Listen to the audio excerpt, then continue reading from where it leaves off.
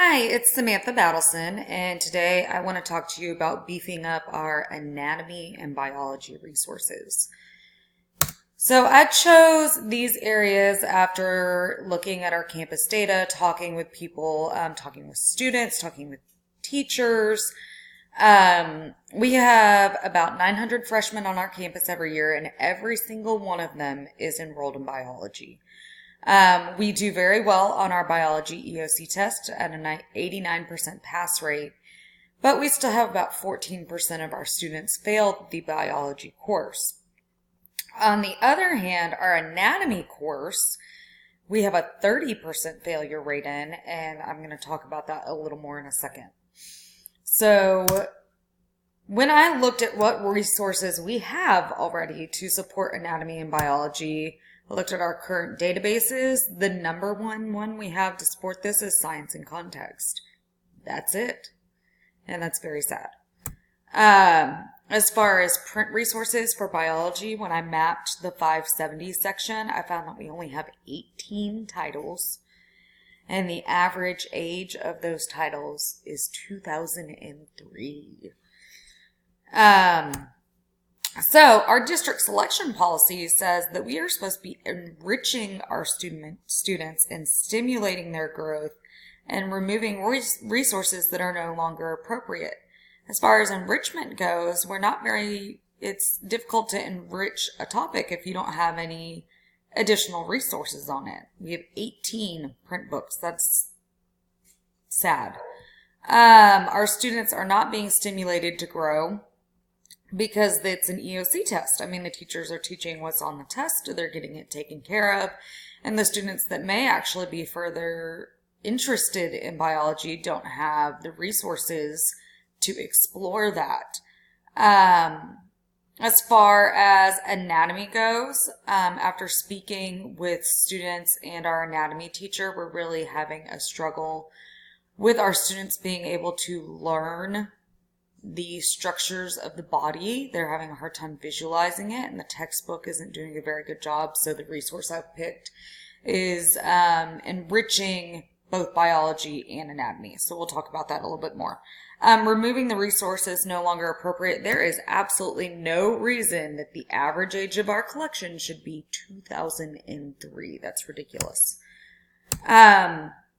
Okay, so what is my goal? What are we going to do? We are going to enrich these curriculums. Many of our students are already successful in biology and the state test, but many of them are not successful in the anatomy course, and we are woefully outdated and have scarce resources for these two courses right now. So for biology, I'm targeting TEAC 10, which is talking about body systems and biological systems and how they work together. And then for anatomy, I had a hard time finding the right TEAC for this one. The lesson that I formed as my example lesson of how this can be used in the classroom, the resource that I'm about to show you,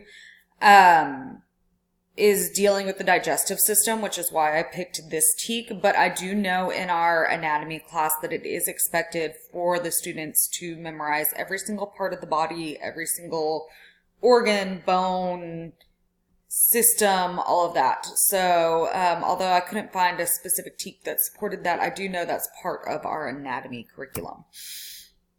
Okay, so supporting this need for enrichment through the library, we have Dr. Fitzsimmons talking about how libraries are fundamental to communicate or to contributing to these learning outcomes. When school librarians collaborate with classroom teachers to enrich the curriculum, they help create a more authentic learning experience. I will get with the collaboration later on in this presentation. When we're talking about needing science resources, this is an area many people's collections are short in. So Mardis, back in 2007, was talking about video actually having the strongest relationship with science achievement, and the resource that I've selected goes along with that, and I will explain in a moment. So my proposal is to purchase Visible Body. which is a 3D, so like a video, application that allows students to zoom in, turn.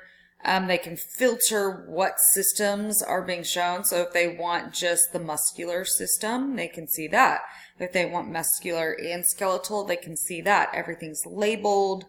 It comes with, if you look up here at resources, it comes with the lab activities, the ebooks, videos, handouts, all this stuff.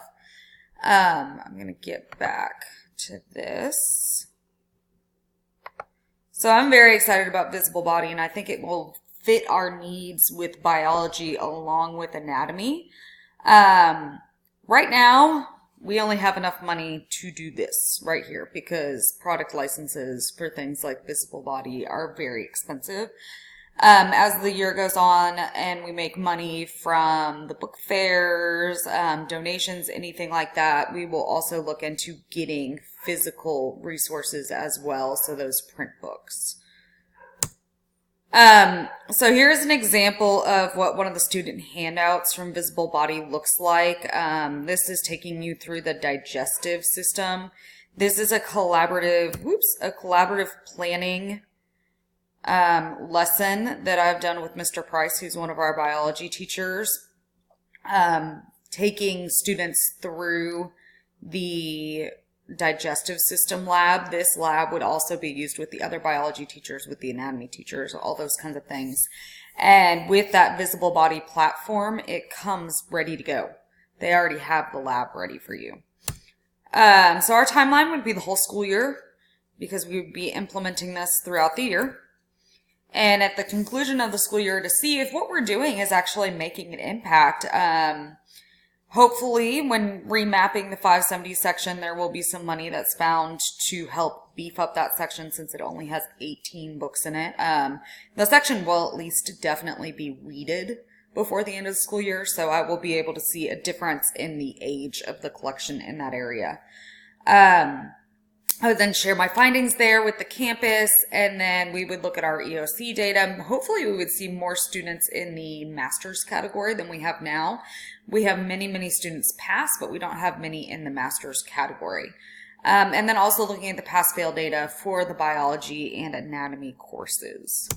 So here are my references, and if you have any questions, feel free to send them my way. Thank you.